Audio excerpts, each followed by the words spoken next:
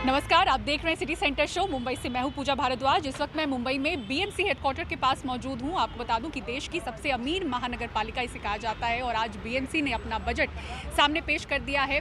39,000 करोड़ का ये बजट है। अब तक का सबसे ज़्यादा बजट बीएमसी ने सामने रखा है। ऐसे वक्त में जब कोविड काल के दौरान बीएमसी ने नुकसान झेला, लेकिन मुंबईकरों पर बोझ न डालते हुए कुछ सेक्टर्स को राहत पहुँचाने की किस तरह से कोशिश की है, हम आपको ये आगे दिखाएंगे। लेकिन शुरुआत कर रहे हैं शो की किसानों की खबर के साथ। दिल्ली की सरहदों पर किसान जहां आंदोलन कर रहे हैं, उस पर अंतर्राष्ट्रीय सितारे जो हैं वो अपनी प्रतिक्रिया सामने रख रहे हैं सोशल मीडिया के जरिए। और दिलचस्प बात यह है कि इन प्रतिक्रियाओं को देखते हुए हमारे बॉलीवुड के सितारे और क्रिकेट की हस्तियां भी जाग उठी हैं और वो भी सोशल मीडिया पर अपनी प्रतिक्रियाएं सामने रख रही हैं। कंगना रनौत और दिलजीत दोसांझ का जो झगड़ा था किसानों को लेकर, वो एक बार फिर से ताज़ा हो गया है। ट्विटर पर 10 करोड़ से ज्यादा फॉलोअर्स वाली बारबाडोस की पॉप सिंगर रिहाना ने किसान आंदोलन पर सवाल पूछकर सबको चौंका दिया। कहा कि हम इसके बारे में बात नहीं कर रहे। रही सही कसर स्वीडन की मुखर जलवायु कार्यकर्ता ग्रेटा थुनबर्ग ने पूरी कर दी। उन्होंने ट्वीट किया कि हम भारत में चल रहे किसान आंदोलन के साथ एकजुटता से खड़े हैं। अमूमन व्यक्तिगत बयानों पर प्रतिक्रिया देने से बचने वाले विदेश मंत्रालय को सामने आना पड़ा। उसने इंडिया टुगेदर और इंडिया अगेंस्ट प्रोपेगेंडा के हैशटैग के साथ कहा कि कानून भारत की संसद ने पास किया है। थोड़े से किसान इन सुधारों को लेकर आशंकित हैं। ये दुर्भाग्यपूर्ण है कि निहित स्वार्थ वाले कुछ तत्व इन प्रदर्शनों को लेकर अपना एजेंडा चलाना चाहते हैं। वे बिना तथ्यों को जाने भारत के खिलाफ माहौल बनाने की कोशिश में हैं। दिलचस्प यह है कि भारत की मशहूर हस्तियां इस अंतर्राष्ट्रीय ट्विटर युद्ध में कूद पड़ी। पहले आपस में उलझ चुके कंगना रनौत और दिलजीत दोसांझ यहां भी टकराए। कंगना ने बिल्कुल ट्रोल की तरह रिहाना पर टिप्पणी की। यहां जवाब दोसांझ ने दिया। यही नहीं, दोसांझ ने एक गीत भी लिख डाला। लेकिन कई दूसरे सितारों ने भारतीय विदेश मंत्रालय के ट्वीट के साथ अपना ट्वीट जोड़ा। अक्षय कुमार, अजय देवगन, सुनील शेट्टी जैसी हस्तियां सरकार के समर्थन में दिखीं। अमूमन ऐसे मामलों से दूर रहने वाले सचिन तेंदुलकर ने भी ट्वीट किया। भारत की संप्रभुता के साथ समझौता नहीं किया जा सकता। बाहरी ताकतें दर्शक हो सकती हैं, भागीदार नहीं। भारतीय भारत को जानते हैं और उन्हें भारत के लिए फैसला करना चाहिए। हम एक राष्ट्र के रूप में एकजुट रहेंगे। इसमें कोई दो राय नहीं कि भारत में चल रहा किसानों का आंदोलन भारत का अंदरूनी मामला है। लेकिन जिस तरह से यह आंदोलन लंबा खिंचा है और जिस तरह से उसे ख़त्म करने की कोशिश हुई है या फिर निपटने की तैयारियां हुई है, उसका शोर बाहर तक पहुंचा है और बाहर वालों को भी बोलने का मौका मिल गया है। यूपी दिल्ली गाजीपुर बॉर्डर से उमाशंकर सिंह, एनडीटीवी इंडिया। और दिलजीत दोसांझ ने पॉप स्टार रिहाना के ऊपर जो गाना बनाया है, उसको समझने में आपकी मदद करेंगे हमारे सहयोगी अरुण सिंह।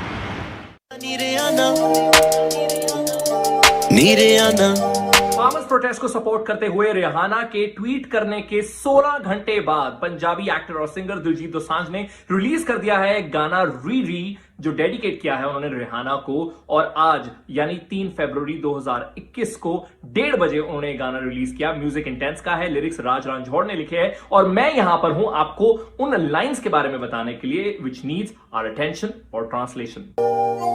ओ बारबाडोस दिए सोनिए कुड़िए, रंग जो कणकां दी जाई। पहली लाइन आपको समझ आ गई होगी, यहां पर उनकी कंट्री ऑफ ओरिजिन की बात हो रही है। लेकिन दूसरी लाइन कमाल की है, विच इज रंग जो कणका दी जाई है, यानी तुम्हारा रंग ऐसा है जैसे तुम्हें कनक ने पैदा किया है, यानी विटिश कलर की यहां पर बात हो रही है। ओ राज ता रब नू करे सलामा, जिन्हें परी तरत ते लाई। तो यहां दिलजीत ने रिहाना को परी बुला दिया है, या फिर कहें अ गिफ्ट फ्रॉम गॉड। तेरे खाड़े विच आमा पाके कुड़ता पजामा नी रिहाना। Okay, so this one is very funny because अखाड़ा गांव में लगता है, जहां पर जो पंजाबी सिंगर्स हैं उन्हें इनवाइट किया जाता है। It's like a show. So basically जिस तरीके से हम इंटरनेशनल पॉप स्टार्स को देखते हैं अपना शो होल्ड करते हुए, so is calling that Akhara and he is saying मैं तेरे अखाड़े में आऊंगा कुर्ता पजामा पहन के। मतलब आधी रात को मैंने सारे हेटर्स को उठा के अपनी ट्रॉली में डाल दिया है। ऑल्सो कंगना रनौत ने रिहाना पर निशाना साधते हुए एक ट्वीट किया था। उसी के बाद दिलजीत और कंगना के बीच में एक बार फिर से ट्विटर वाली जंग शुरू हो गई थी, लेकिन उस पर फुल स्टॉप लगाते हुए दिलजीत ने आखिर में एक पंजाबी ट्वीट किया, आज तो बाद मैं तेरा कोई जवाब नहीं देना क्योंकि तेनू पै गया स्वाद ट्वीट खेडण दा, यानी मैं तेरा कोई रिप्लाई नहीं करने वाला। बंदे नू 100 काम हुंदे आ, वैसे भी कोई तुक नहीं बंदा तेरियां गल्लां दा, बंदा किन्ना चिर मत्था मार लो तेरे नाल, नाले तेनू कोई आंसर देवे, तू मास्टर नहीं लगी है, इज फनी। Masterनी is basically a teacher. That's all. Share this video with those who are finding it difficult to understand Riri or Diljit or Raj Ranjhor's lyrics. My name is Arun Singh. It's a goodbye from my side.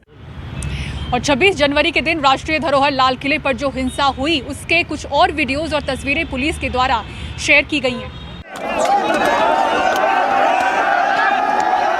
लाल किले पर 26 जनवरी को जो हिंसा हुई थी उसकी कई तस्वीरें सामने आई थी, लेकिन अब पुलिस ने कुछ और नए वीडियोस शेयर किए हैं जिनमें हिंसा होती हुई नजर आ रही है। उस दिन लाल किले में क्या कुछ हुआ वो इन अंदर की तस्वीरों में देखा जा सकता है। प्रदर्शनकारी लाठी और तलवारें लेकर पुलिस पर हमला कर रहे हैं।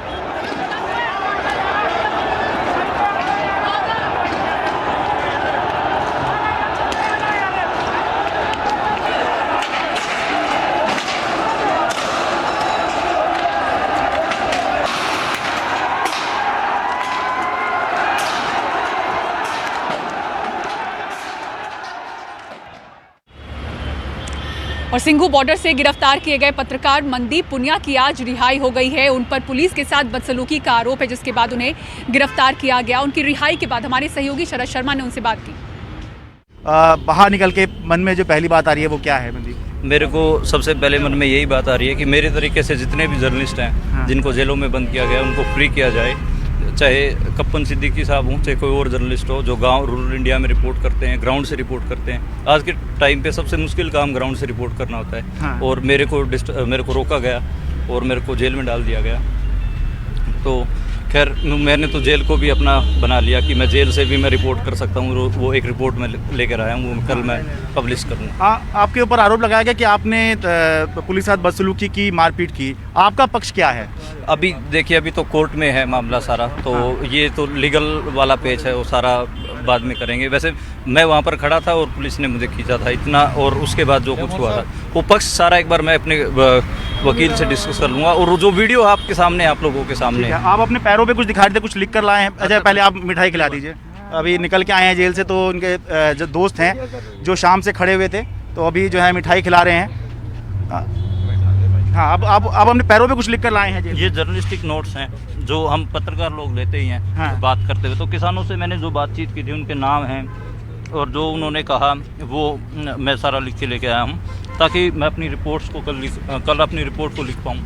ग्राउंड जीरो से रिपोर्ट करना हमारा काम है, तो मुझे तिहाड़ में मौका मिला, जो किसान बंद थे उनसे बातचीत करने का, तो मैंने उसको ले लिया। ठीक है, चलो भाई, जो अंदर किसान बंद हैं उनका क्या कहना, वो कैसे उठाए गए, क्या वो था, वो सारा मैंने ले लिया। कल कुछ करने वाले हैं आप, प्रेस कॉन्फ्रेंस वगैरह कुछ बताएंगे क्या हुआ था? अभी कुछ पता नहीं चला। जितने भी साथी इस प्रोसेस में मेरे साथ जुड़े रहे उनसे एक बार मैं बात करूँगा रात को।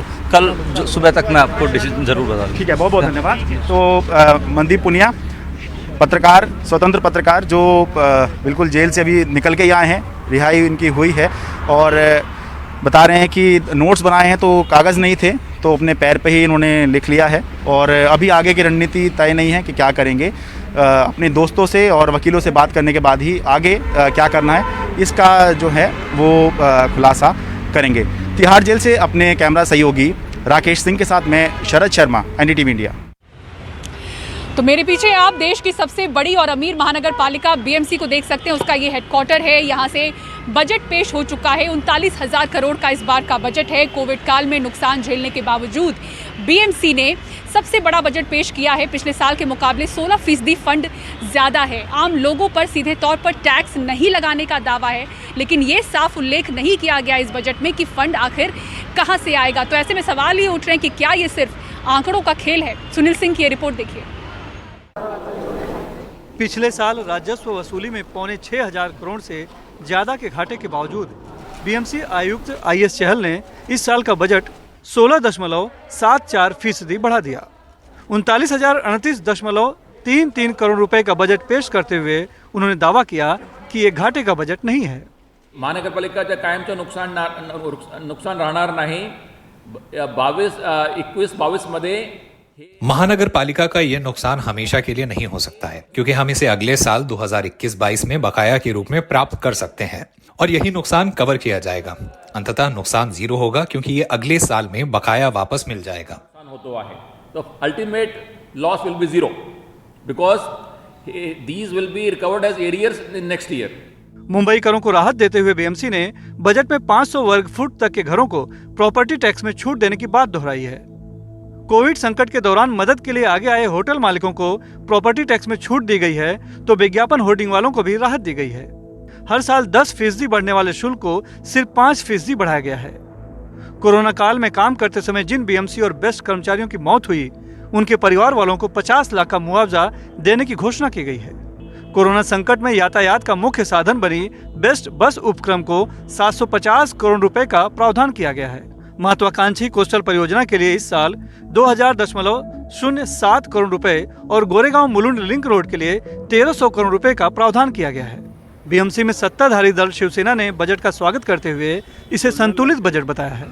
सभी लोगों का यही कहना था कि यही सोचना भी था कि शायद ये बजट में कोविड का जो भी परिणाम होंगे वो इसके ऊपर दिखाई देंगे क्या, आगे चल के कुछ इस मुंबई शहर के जितने भी हमारे नागरिक हैं उनके ऊपर कोई नया कोई टैक्स इसके ऊपर लगाया जाएगा क्या. पर ऐसा कुछ भी आज के बजट में दिखा नहीं, बल्कि ये बजट जो बैलेंस किया गया है, ये बैलेंस करते हुए प्रशासन ने जिस तरह से, मैं इस आयुक्त और उनकी पूरी टीम का यहाँ पर मैं अभिनंदन करना चाहूँगा कि इन्होंने आज ये बहुत अच्छी तरह का बजट आज यहाँ पर दिया है. वैसे कोरोना के बावजूद स्वास्थ्य का बजट कम रखने पर विपक्ष और बाकी दलों ने भी इसकी आलोचना की है. उम्मीद ये थी कि ये हेल्थ बजट होता, ये बजट ऐसा होता कि जो हर मुंबईकर को आश्वासित करता कि आपकी बीमारी में, आपके बुरे वक्त पे मुंबई महानगर पालिका अपनी जवाबदारी निभाते हुए आपके साथ खड़े रहेगी. लेकिन ये इस बजट की कोई दिशा नहीं, और मुझे लग रहा है कि ये वर्ली का बजट है, जैसे कि इस पे सारे फुटप्रिंट्स जो हैं वो एक ही व्यक्ति और एक ही कंस्टिट्यूंसी के हैं. 7,000 करोड़ का आपने बजट बढ़ाया, वो रेवेन्यू इनकम कैसा आएगा?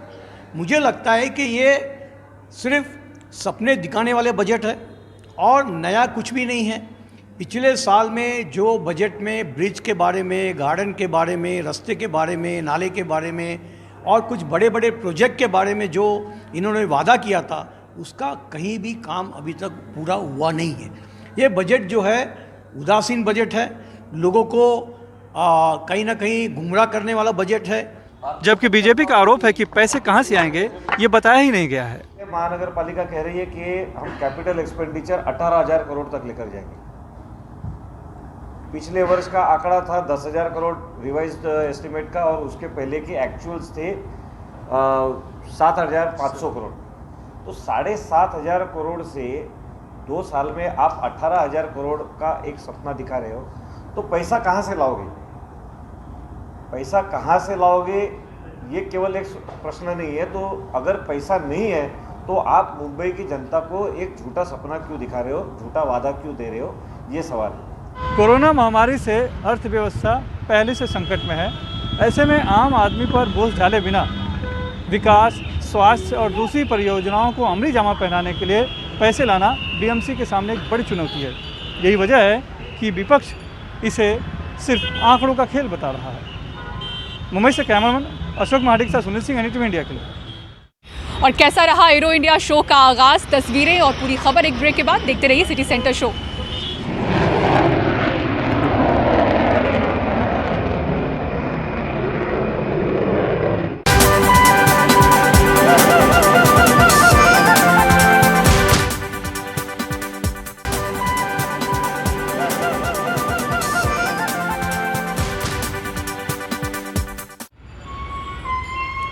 अब बात एरो शो की करते हैं, जिसका पहला दिन लड़ाकू विमान तेजस के नाम रहा. 3 दिनों तक चलने वाले इस शो में भारत के अलावा 14 देशों से 78 विदेशी कंपनियां शामिल हो रही हैं.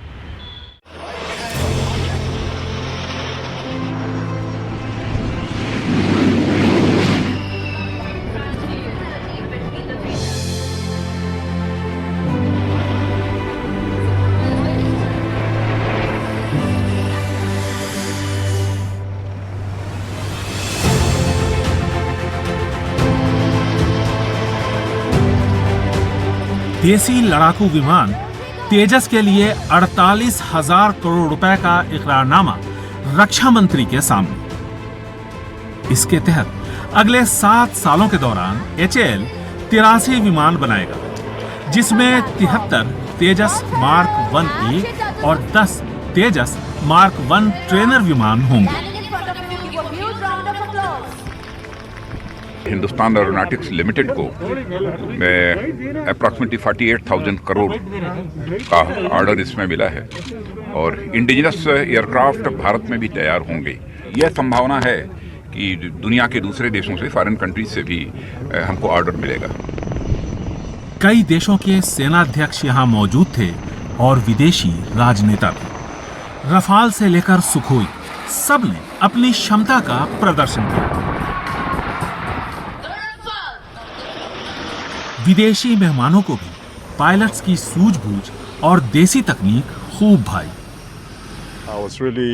ये प्रदर्शन भारतीय वायुसेना की क्षमता को दर्शाता है। बेहद खूबसूरती से उन्होंने सब कुछ दिखाया। इससे ये भी पता चलता है कि भारत एक शक्ति बन चुका है। इसके जरिए दुनिया का ध्यान भारत ने अपनी ओर खींचा है और एविएशन इंडस्ट्री में बहुत से देशों के लिए ये मददगार साबित हो सकता है। And that India also offers a lot of good.